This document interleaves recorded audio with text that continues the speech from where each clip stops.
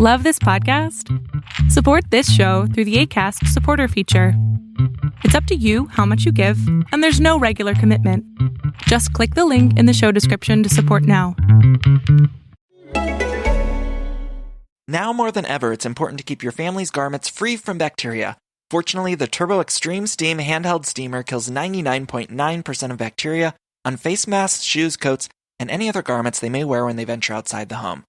It's the most powerful handheld steamer with the turbo setting that quickly smooths away even the toughest of wrinkles. Works great on all kinds of clothes, delicates, shirts, you name it. Heats up fast and gives clothes that professionally pressed look in minutes. Try it and find out for yourself. Go to conair.com and search Turbo Extreme Steam.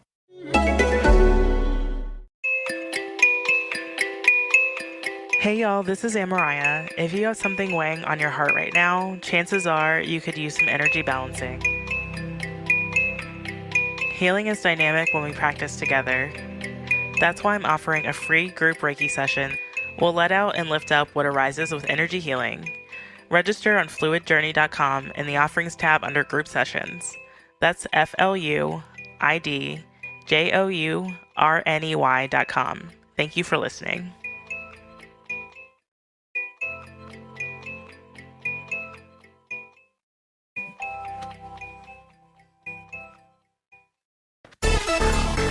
For months, you have been under severe stress and you don't even know why.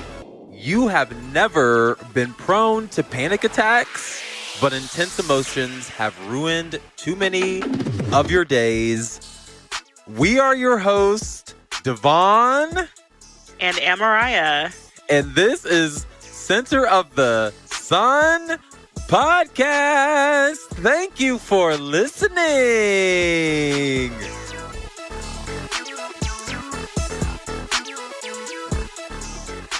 For the past month, you have been having those kind of emotions every single day, those intense emotions, the constant anxiety and stress. You completely lost your appetite and you haven't had a good meal in days. You have no desire to do anything and you cannot get out of bed because you feel incredibly weak and dizzy and numb. Right now, you have been avoiding talking to anyone. You are underweight and your skin is gray and ashy. The downward spiral can be suffocating and you normally feel mentally exhausted being in this constant state of overthinking, but it feels the more and more you try to take control, the more you lose control. Being at home all day is already an uphill climb, and you are scared of how the next chapter of life will pan out. You are completely uncomfortable with and unsure of your abilities. You see your peers out here outsourcing, making contacts, and just doing all of the fun stuff. And it's like being mentally blocked by unknown forces. You search for inspiration, whether through art or through people, but you just end up feeling overwhelmed more and more than you feel inspired. So you're stuck in that anxious loop of thoughts. You know, it's triggering and compounding on top of your mind. You may even be feeling incapable and ready to give up. You know that you have the desire to change your path towards the future. And you want to dive into more creativity and soul expression, but you don't really know how to do it. You also have a huge issue, though. You hate that anything your friends and family say or do triggers your anxiety attacks. It's almost like your emotions are so fragile that you almost feel like you are causing all of these issues yourself. You really hate that you keep overanalyzing every single thing anyone does because you feel like you could drive yourself up a wall. Overall, you hate feeling so weak. You go into hyperdrive when you have a long list of things you must accomplish for your work or for your family. And in actuality, You know that with the proper planning and care, you could slowly accomplish your goals over the course of a week. And it feels like you increase your heart rate the closer deadlines approach. Regardless of those circumstances, today you are being charged with taking responsibility for creating the circumstances that bring you happiness. You have to intend to be happy. You have to create the conditions for your own success. I call it negotiating with yourself, because you have to enter that part of your mind that holds all of your memories. And you have to create an image of the future based on your past experiences. You have to take a bet on your own wellness, because if you don't, you will only, at most, do the bidding of others. You can control the fate of your soul if you take a moment to understand what's at stake. And don't forget those times you have done harm to others. It's not like you always meant to, but you have a level of personal responsibility in some of these matters. For instance, when was the last time you judged your neighbor? And when was the last time you wished ill on someone else? Obviously, you do not want to inflict misery on another person, but sometimes your negative feelings never go away. And a part of you hates that for yourself. You hate that you can be so cruel to others, even if it's just in your head. You hate that you hold resentment for other people and for your past actions. Well, today, AmariYah and I are going to charge you to let go of all of that shit. AmariYah, what is your intention for today? Because I feel like I was Candace Owens. I feel like I was really intense. What is your intention? Well, my intention for today is to practice what I put out there and acknowledge that I'm not always going to get it right the first time, and that this is part of the process. I also want to acknowledge that I wouldn't ask anyone to do something that I wouldn't do. So all of these musings that I have, they're all just things that I feel like I'm going through myself. So hopefully you take inspiration from it too. D'Vaughn, what are you enjoying right now? I'm over here enjoying this Sutter Home Chardonnay, girl.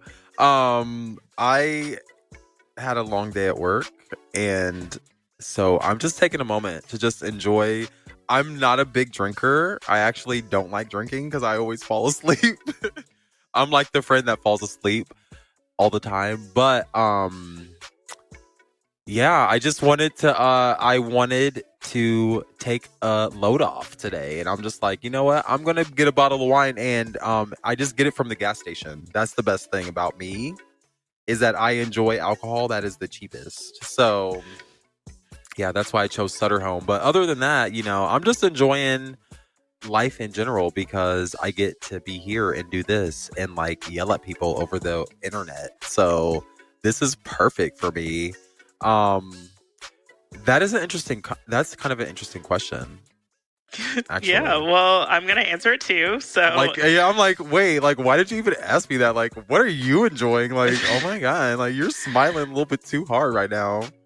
I'm enjoying the sweetness of 4 Seasons Total Landscaping in Pennsylvania for providing space for the ending of the Trump administration. And I'm also enjoying the Great British Baking Show on Netflix. They're playing us right now by only putting out 1 episode a week. And wait, what are you watching? What is it called? It's called The Great British Baking Show on Netflix. I have never seen that. It's a amateur baking contest. Ooh. And it's in the 8th season. I've watched all of them.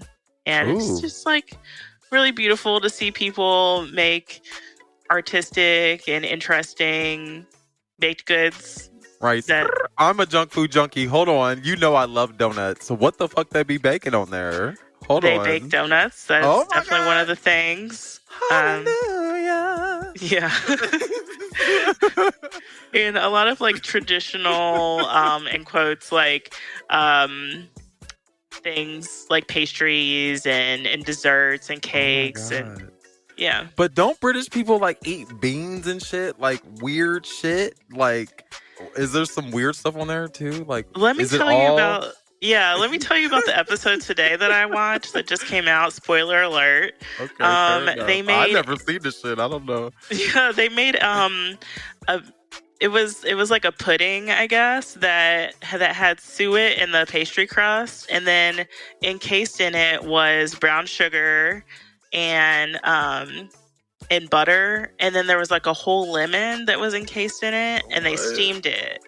Suet? What'd you say was in the crust? Suet, yeah, suet, which is like animal fat, I guess. Oh, okay, like lard. Okay. Yeah, like from their, it's like on the outside of their organs or something.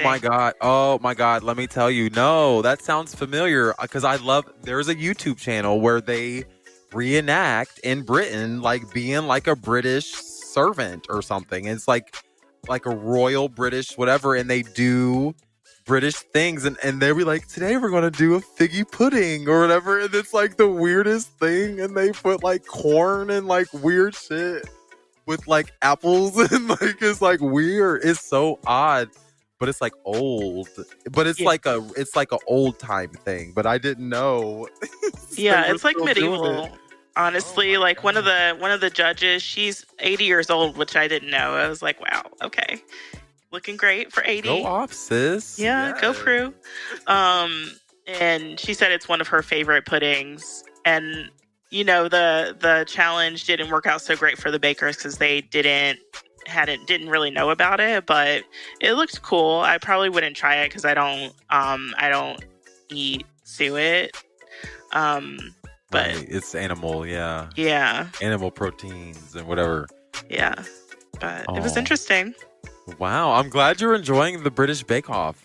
I'm so glad I'm happy for you. I'm happy to check it out. It's a good quarantine show if you ever have to like be at home for a long time. Because I literally just decided that I'm going to rewatch Homeland. It's my guilty pleasure. It's not a good show. Nobody should watch it. It should not even exist, but it's so good. I'm like, oh my God, it's so racist towards Muslims. It's so bad. Oh no. It's like Arab people. Not just Muslims, but like entire regions of people. But it's on Showtime. It's just American propaganda. It's so good. It's so good. Oh my God, like bombs and like terrorism and like but it's just like dramatic stories. And the main character, her name is Carrie, I don't know, whatever. But basically there's like a blonde woman and like a redhead, and they like go across the world. It's like CIA and like clandestine spy.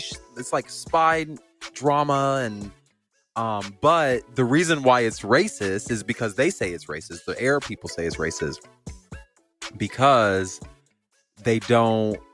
because the story is very like America is white and the bad guys are brown. And even so, like in one of the recent seasons, like there was like season 3 or season 4, literally in the background of the set, they would hire people who spoke Arabic to do graffiti. And Homeland is so racist that they didn't realize that it was said Homeland is racist in the background of their own show in Arabic. They never even checked. Well, that's what they how get. Bad. That's honestly how bad they're racist, but that's how good the show is, because like you would have never known unless someone pointed it out. Yeah, well, that's what they get. And it's off now. It had like 5 seasons. Oh wow! So last week we did like a half show because of the election of Joe Biden. Thank God. Oh my gosh. Are your nerves settled yet? Not completely, but I'm still going to be bracing myself, I think, until, I don't know, who knows? But I do feel different than I did before. I feel I have a positive outlook on life. um, but yeah, I just feel like things are going to be okay. But I kind of knew that already because like that's kind of like how life is that like I don't know how it is for most people, but for me, good things tend to outweigh the bad things. So I knew that white people were racist, but I knew that there was a threshold of the racism, even though it was still very concentrated. I knew there was enough white folks and enough black folks, because black folks couldn't have voted enough. You know, there's not enough black people. It's a coalition of everybody. And I knew there was a big enough coalition of white folks to help us. Because it's kind of like, at the end of the day, like we can be like, and I see all these like black theorists, like critical black theorists on like Twitter and stuff. And I agree, you know, and for most of the part, but I also like, I'm on the side, and I think it's because we're in Ohio, where it's like we inevitably have to engage everyone regardless of their stance, and regardless of the outcome. We have to engage them, because it's like if we can't get to the future with just parts of people, we can't make true transformation if we leave certain folks out. And not that we have to like agree or like take up people's views, but we have to like give the space that we expect. You know, like we have to like reciprocate or whatever. I don't know. It's the same reason why Donald Trump is going to lose. It's like, because like America cannot keep telling this lie that of imperialism. You know, we can't keep starting wars and telling a lie about it's about freedom because our shit is together. You know, like the only reason why we can tell that lie is because we can say our shit's together and it doesn't stink. And well, we know that's not true. Yeah. Exactly. Yeah. I think it's definitely about like finding ways to engage, because it's the air that we breathe here, being in Ohio. Like, I know last time we talked about like we're fantasizing about places that we would move to, and like that feels good sometimes, living in a place that doesn't necessarily meet all of my needs personally. Very odd, but it's an odd place. Yeah. But finding ways to create those other things that we need in places that need it also. Like, yeah, there are people who are Black and LGBTQ in Ohio, and like we can't ignore like the Midwest and the South and how powerful we are here, and the needs that we have and what we need to get done in order to be free. Exactly, because this is actually where the water is too. That's really why I'm here. Like, that's really why I'm like, actually, I'll probably just stay. I'll probably move more northern, because out of all of the information that I've received from the universe or from God or whoever, it's always been like, stay close to the water, and not like the beach, not the ocean, because you can't drink seawater, but stay close to the fresh water. You know, stay close to the wells and to the rivers and the lakes. Than they used to. But TLC. Shout out to TLC. But yeah, you have to water the grass that's around you. There is no grass on the other side. There is no other side. You have to water the grass that, you know, the grass is green where you water it. Damn it. Absolutely. And I'm ready to like not have to go other places all the time to feel fulfilled. Like, I want to be fulfilled in the place that I live, with the people that I'm around and the people I love here in Ohio. Exactly. That's the charge today, is to let all of that escapism go. Like, escapism is good. Take your ass to Cedar Point then, damn it. Go throw yourself off of a fucking platform with a bungee cord.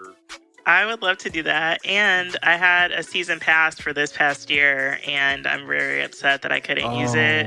Damn. I understand, but I'm sad for you too. Damn, I didn't know you had a season pass. I did. I love roller coasters. I'm a thrill seeker. Me too, actually. And actually, people would skip school. Did you know? Oh no, because you're not from that part of Ohio. Did they skip school to go to Kings Island. Kings Island? No, I went to Y'all Catholic never skipped school to go to the. We would skip school and do it. Yeah. No one was skipping school at the school I went to. Oh yeah, I forgot. Yeah, the damn Catholics. But anyway, so last week I had an interview with Melvin. It was really fun. I like Melvin. I wish Melvin was in Ohio. He's in Texas, but he's like lives very far away. But AmariYah, did you get a chance to see the interview with Melvin? I did. Yeah, I really appreciated what Melvin said about building your team and having the people who you know are going to hold you accountable and be able to approach situations with strategy. I know when I'm working on a team, I love to work with people who are who have a good sense of humor and a good compass for integrity. It's very critical, I feel like. Yeah, and he seemed to like be he left some stuff out. You know, he was like, I did some stuff I would never do. You know, like integrity. Like it seemed like it almost bothered him that he had to even think about integrity. You know. Yeah. I'm sure there are a lot of really difficult decisions and things that you backtrack on, and it's a lesson in the end. Yeah, right. Being a CEO, it's hard. A lot of negotiating. Yes. With other people. And it seems like if you build, from what he said anyway, if you build the right team, the rest of it will come later. And that's important. Do you believe that? Do you believe that? Do you have any other reflections after your interview? Yeah, it's just kind of like the process of it. You know, like I was talking with my colleague, his name is Joe, and he was like, yeah, like, is the journey worth it? Like, if you destroy yourself, like if you destroy your integrity in the meantime, if you have to like, you know, if you have to destroy yourself to like accomplish a goal, is it worth it? And sometimes it is. I really do think it is, because if it's your mission, it depends on you have to know what you want.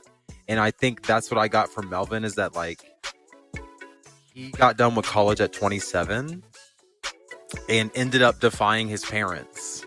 Like, who does that? Like, who does all of that? And it's like, you know what? I'm about to be 30. Like, we're just gonna just kind of like switch gears, and he did. And then he had to make it work. But yeah, it was kind of like, it was very interesting. I was just like, wow, was it worth it? And he's like, yeah, hell yeah, it was worth it. Because now he's being funded by Google. You know, like there are sometimes where you have to negotiate with yourself. But I wanted to, what we talk about on Center of the Sun is making sure that we never forget that like where you put your attention is what impacts your life and your body, you know? And I feel like putting yourself through a lot of stress, like you have to be very intentional about the kind of stress you put yourself into. And I feel like Melvin was very intentional. Like he waited a long time to put himself through all that stress. But when you put yourself through stress, at the end of the day, you activate your fight or flight responses, like your survival responses. And then when you activate your survival responses, like all of your organs and your blood vessels and everything, like you have this whole biological response that happens. And it's like, and it's inflammation. Your white blood cells go to, you know, they rush around, you know, to try to heal your body. And it just creates the conditions that age you faster than you need to. So, you know, I have to do like binaural beats. I have to do like 2 separate tones in my ear. Like I have to force coherence in my brain. and it helps me. I don't know. And AmariYah, you do energy healing. You have fluidjourney.com. Is it fluidjourney.com? What is it? Fluidjourney.com, Yeah. yes.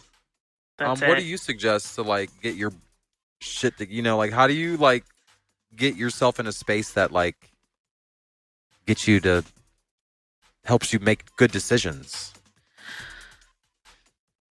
as a, like an energy from an energy healing standpoint? Yeah.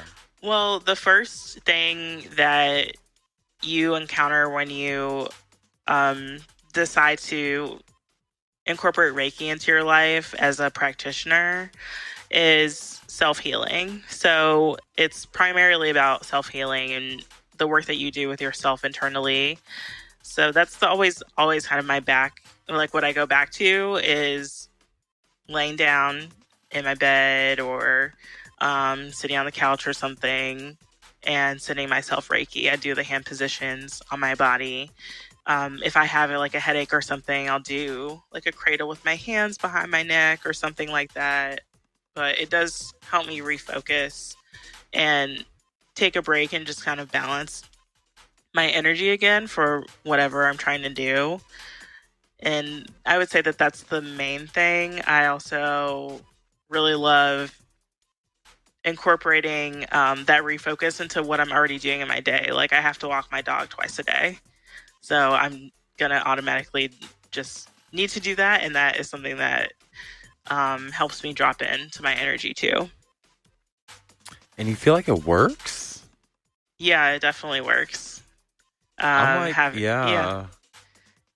Because I'll put it, well, sometimes I'll put on a podcast and walk, but sometimes I just won't. And the only stimulus that I have is what's outside, what's in front of me. And I think that's really important, like being present and in the moment with my dog, like making sure he's not eating chicken bones on the side of the road or licking chip bags or whatever. I love Preacher so much. This is a precious baby. So precious. So old and precious. Yeah, I love Preacher. Yeah, energy healing is very interesting. It's a kind of like a new field. Like I don't really know too much about it. Like I haven't been a practitioner of energy healing, but I also don't really know anything about your like the beginning of your energy healing journey. I know that you recently moved. Do you mind like kind of just sharing a little bit about like how that process was? Because I know you had a lot of like roadblocks, but you eventually found clarity. Can you kind of like describe how that all like played out? Sure. So I have been a Reiki practitioner since 2016, and I met my Reiki teacher through work, actually. She was someone that I knew already and someone that I admired because she's just such a joyful person and has this very welcoming energy about her. And I was in a place in my life where I didn't feel that and was like, oh, wow, like how can I exude that energy to other people? How can I do that for myself? And so I asked her to teach me, and she did. And fast forwarding to today, as I've talked about before, I moved to Central Ohio back in January and have been incubating, so to speak, trying to figure out like what direction I should take my Reiki practice in. And in the meantime, I decided that I wanted to get a job just to have some sort of like grounding in the community in Columbus and learn about what healing justice looks like to folks in this community and just kind of get the pulse of, again, like what it's like to be here and live here. So I found a job at a local small business, and it just really became clear pretty quickly that it wasn't a good fit for where I am now with my values. And those values are things like I enjoy time outside of work to hang out with loved ones, or I want to feel in control of my time and energy. or even just being available to collaborate with somebody and feel like I'm an equal contributor, not just following directions. So I worked at this place as an independent contractor, which meant that I was not paid hourly. I was paid for a project. And there were some things that went on with that I didn't feel good about. There were some other just like Can I pause real quick? Yeah. Well, before you continue, because so you decided to so you moved first, or you got the job before you moved, or like you moved and then you got a local job? I moved and then I got a job. So you knew what you wanted? Like, how did you decide, like, I wanted like to be at that specific place? Like, what was that process like? What was that decision like process? Well, that decision process was, in hindsight, me seeing that, seeing another person that I could work with and hiding my shine a little bit. But in the moment I was like, well, this is going to serve me because that'll help me build up my contacts here and also like learn from somebody else about how to do some of the things that the owner of this business specialized in, which are things that I feel like are true, but ultimately it was me negotiating myself out of doing what I needed to be doing, which was focusing on my business and building it up. Being a CEO. Yes. Or a future CEO. Yeah. But yeah, that's very interesting, because I feel like a lot of people, was it like a head process, or was it like an external?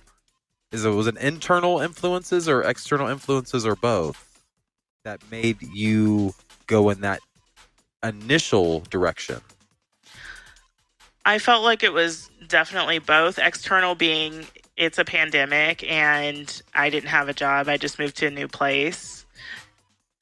And I just felt this like, oh, I need to be productive. I need to be finding a job because my partner's like carrying a lot of the weight in the financial area in our relationship. And I need to be like doing something, showing my dedication, I guess, to living here and figuring it out. And then the more subconscious was, well, I don't know what I'm doing, so I'm going to lean back on what I've taught myself to do, or like what I've learned all along, which is you get a job and you make money and you work for somebody else. So, that's a script that I have to like continuously like rewrite for myself, because I know that I don't want to get stuck in that cycle again, because it's not ultimately serving my purpose. Right. Yeah. Well, yeah, I guess you do learn along the way. But that the responsibilities that you feel that you have to take care of, I mean, that's a strong feeling, the family and the partner and all that stuff. It's like a lot going on. So how long did you stay at this local place? Are you still there? I'm no longer there. I stayed for maybe 2 months or so, and that's a good run. That's all right. It was a good run. I think I went in maybe 4 times or something like that, and I was faced with this bigger value mismatch towards the end, where I didn't feel in control of my time and energy. And I was presented with this crossroads of either I'm going to stay under these conditions where I feel like I'm not really gaining very much, or I have to separate from this relationship. And some of those negotiations, it sounded like in my head, like, oh, this is going to be temporary, even though there were some issues, or I'll put a time limit on this, after a few months, I'll try it out to see if it's working, and I'll reassess again. But when this value mismatch came up, it was just like such a clear red flag that I took some other steps to help me make my choice of eventually separating. What do you mean a value mismatch? Why was it such a red flag?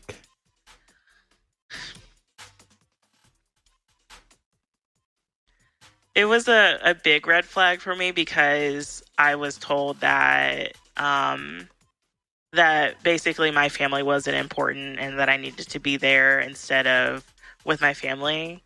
And it was a communication thing, as well as like your time and energy is mine rather than yours. And it didn't feel like a negotiation or any sort of like collaborative process of figuring out how to make it work. It was just like this way or nothing, and I didn't like that. Exactly. Oh my gosh. Like, I definitely would have walked out. Like, I wouldn't have gave her any sort of grace. I would have been like, okay, well, you can do it by yourself then. But that's the negotiation that you're willing to do, was to work at this similar in this store that has a similar feel of the brand that you have now, but you ultimately decided that it wasn't worth it. I did, and I'm grateful that I had the option of having that choice, because I know that in the past I didn't really, and now that I'm in the position that I'm in after moving, I was able to step into that a little bit more, so I'm grateful. Do you think it was worth it? Yeah, it was absolutely worth it. It was really helpful to talk with friends about it and to kind of like consult with others. I also wrote like a pros and cons list for myself. So having that process of figuring out whether it was worth it made me more solid in the choice. So I would definitely do it again. Oh yeah, that's a good point. Like, having that process. Like, so you're an energy healer. Do you use like what is that process? What does that process look like? So like you like have a pandemic. You're like, fuck. You just moved. You're like, God damn it. You decide to get like a job that like is in your dream field, but it's not working out. How do you decide to stay or go? What's the process look like? Because I need to know. I want to know. Damn it. Yeah, honestly, the first thing I did was text a trusted friend, and I talked it out and just wanted to see if what I was feeling was reasonable. Even though I knew in my gut it was just nice to kind of like air some of those grievances and be cared for by this friend. And then I also read some cards for myself to tap into my energy to see with the tarot card, the tarot. I did, yeah. I did use tarot cards, and wow. What I saw was some of the signs that I already knew about, and it helped me write my resignation letter because I knew like what the core issue was, and so I could speak to that a little bit in my resignation letter. And it was funny because as I was writing that letter, I got an email from a retailer that I used to work at when we were in college, and I had to leave for a really similar reason. So it was just kind of like confirmation for me, like, right. Oh yeah, you're gonna feel as free as you did after you left that other place. Exactly. Yeah. Oh my gosh. Speaking of confirmation, can I just share my confirmation that I had today? I was just with like a really like sassy patient today, and I was ready to like go to war, and my birthday flashed on the sticker as the draw time, 8/11. And I was like, those are my numbers. I'm like, calm the hell down. Like, there is a confirmation to calm the hell down. Because if, but like you have to be like attuned to that kind of stuff in the universe. And that's why you use like cards and stuff, right? Like to just try to see if your feelings match the reality, or I don't know if that's is that the right way to explain it? Sure. Yeah, absolutely. It's just like a tool to use to tap into your intuition, and just like finding other ways to listen to those signs. Exactly. And like on other seasons of Center of the Sun, like we talk about, I know, for instance, like one of the phenomena that I am just not sure about is like the phenomena of like schizophrenia, like people having hallucinations, like active hallucinations of like people being like, like I met this woman one time and she was like, I have hallucinations of a voice telling me I'm going to hell all the time, all of the time. And it only stops when they give me the medication. Like she wants the medication, she wants treatment because it's so like terrible. But I'm just like, and then like when scientists talk about it, there's various neuroscientists that talk about schizophrenia and about like the brain waves and stuff like that. And when they observe brain waves in people's bodies through functional MRI machines and these big machines, these big magnet machines, whatever, they find that like parts of the brain talk to each other and respond and stuff like that. So there may be instances where schizophrenia and mental illness, or even the voice in the back of your head, is just you talking to yourself, but it's happening so quickly that you don't realize it's you, or it's so slow you think it's like something, you don't realize it's a memory because it happened so quick or so fast or so fast or so slow. So the best way to kind of like understand all of that is to just kind of go within. And energy healing, energy healing is a good way to do it, I guess. Like, that's a good way. And you would want to contact AmariYah for that one, fluidenergy.com. But you have a free show. Not a free show. You have free trainings or free webinars? I have a group Reiki session coming up on Sunday. Oh, yeah. At 4 p.m. At 4 p.m. on the day that this is airing. Yes. So this will air in the morning. Oh. So hopefully you get it. How do they sign up for group Reiki? Because I'm gonna be there. Yeah, you can sign up on fluidjourney.com.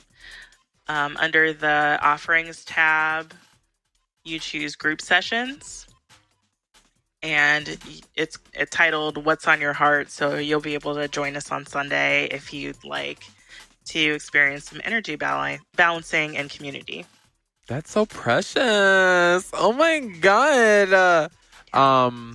Yeah, I love it. Energy healing is very interesting.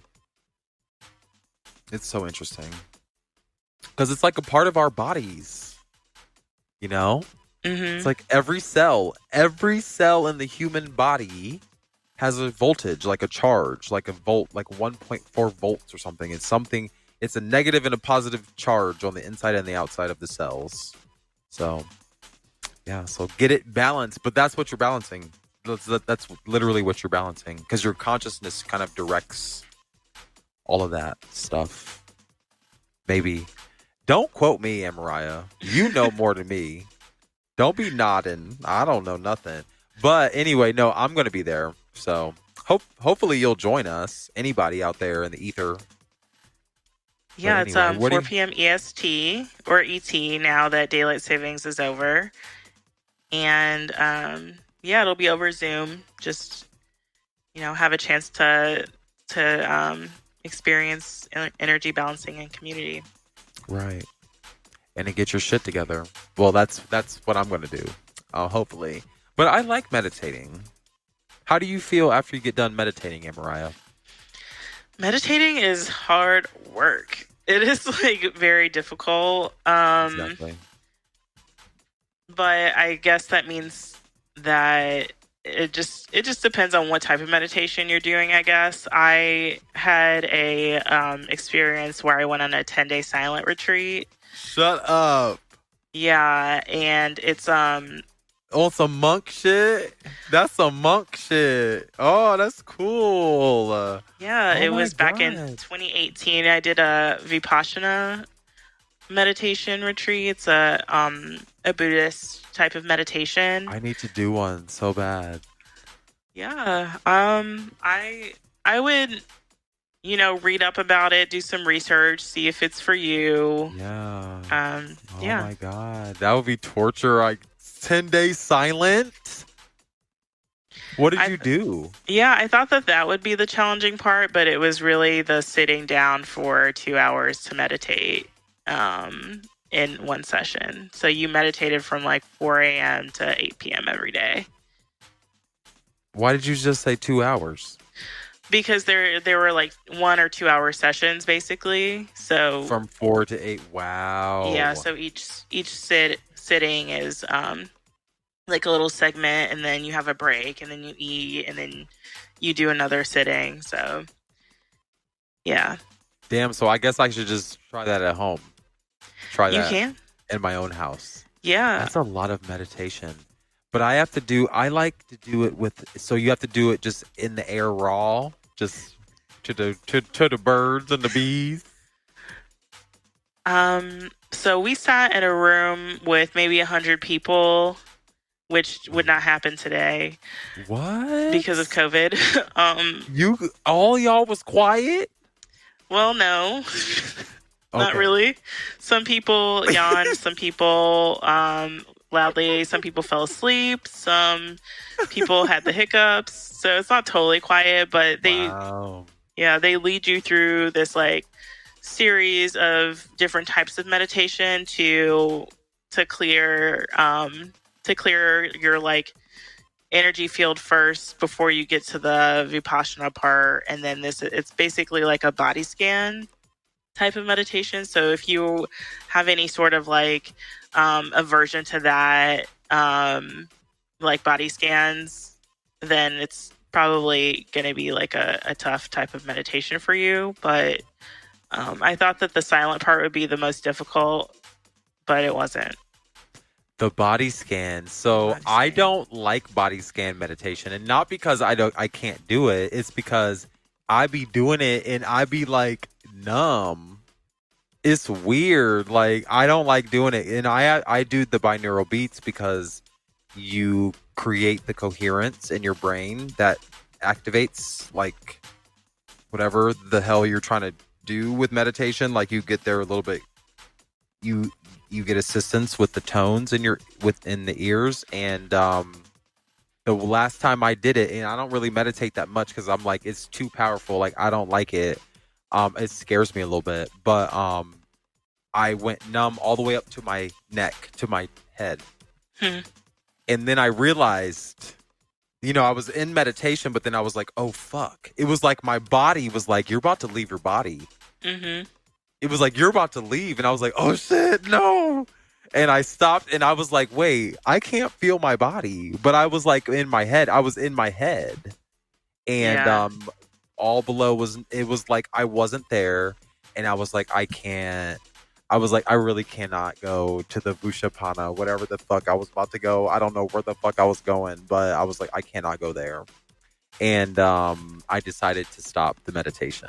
And I don't like it. But it's not that, but I'm not ready because it's so powerful. That kind of stuff is very transformative, and I don't want to go and meet like a bad entity or something. I want to be careful. Yeah, that makes sense. Yeah, you do get to talk for a little bit of the day with the teacher and ask questions, which is nice. So you're not just like out there by yourself, silent. And I probably would not do it again for that long of a period of time, 10 days. But I have done one-day experiences since then with different Vipassana chapters wherever I've lived.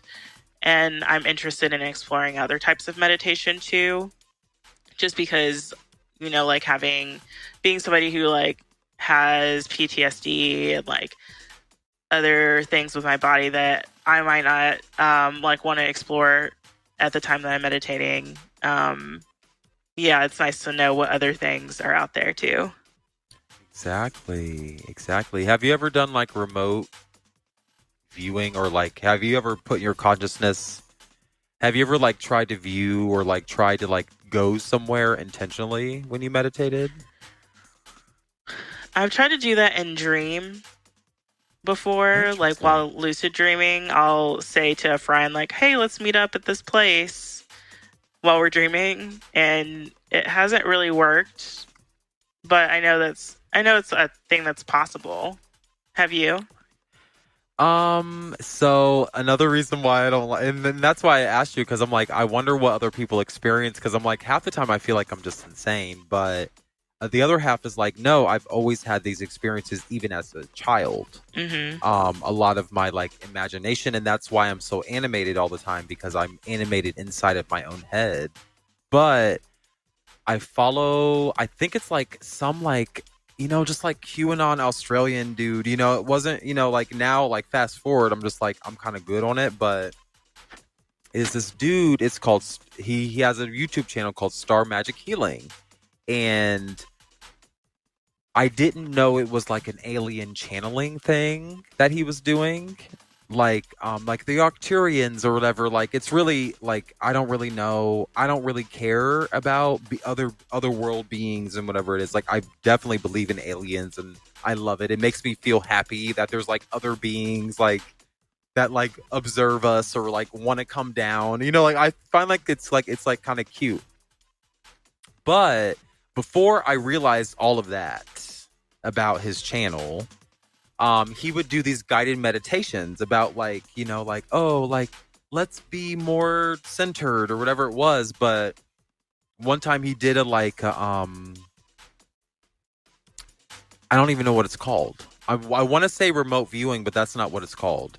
It's like a out of body experience where you go somewhere.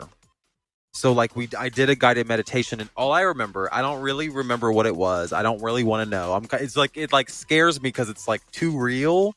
But I like went to like a grassy place. It was like we went like wherever he was guiding me in the meditation.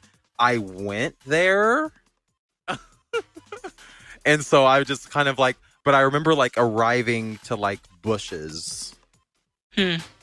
And just greenery and like being able to walking through these bushes. I don't know, but that's all it was. So that was what you were being prompted to do with the guided meditation? Yeah. So like the guided meditation was like to enter this place. Right. And then when I entered the place, it was just bushes. It was just like, so like, I know it was a real place because it was like vegetation and like it was green, like dreams are not so colorful, like I know I wasn't sleeping because I was like, fuck, where the fuck did I just go? Like I was awake though, it was like, damn it. So I don't know. It's just weird. And that's why I've been interested in trying to learn more about energy healing and stuff, because I feel like certain people have it already, you and I, or whatever. Like it's inevitable that we have these experiences. But yeah, I think something that has helped me feel more powerful in those instances where I'm like, I'm going to be untethered, like what's going on? I want to go back to my body now, is just realizing that I can change the story and like imagine something different if I feel lucid enough to make that happen. Like you said, you came into this area with bushes, like maybe you could add something to it. Or if it does feel scary to you, like what can you add to it that feels less scary? Get myself that's not there, getting the fuck out of there. Yeah. But maybe like it's turning back around. But it was so odd because it was only greenery. It was like big giant blades of grass. You know, it was just very odd, and everything was this one plant everywhere. So interesting, very interesting. But I mean, like that was really a tangent. That's not what your thing is about. It's like let's like do this intense meditation. Can you kind of just describe like what your group session? Yeah, absolutely. So, the first part of it will just be kind of like welcome, introductions, and inviting people to do some sort of intention setting for their time, and then we'll move into the Reiki part, and I will send Reiki to everyone. I'll do a little bit of a guided meditation just to center people who want that, but I'm interested in exploring what it's like if people don't all do meditation. Like, what if somebody jumps on a trampoline? What if somebody decides to eat like a really good meal or something? And you know what? As a researcher, I love that. Yeah. Let's do a double blind study. I know, there right? are not enough double blind studies to like validate this kind of stuff, and it would be validated. That's why there aren't any, because it would be validated. Yeah, I mean, Reiki is still gonna be transmitted regardless. I just know that not everybody is into like meditating at the time that they're receiving Reiki. So we'll see.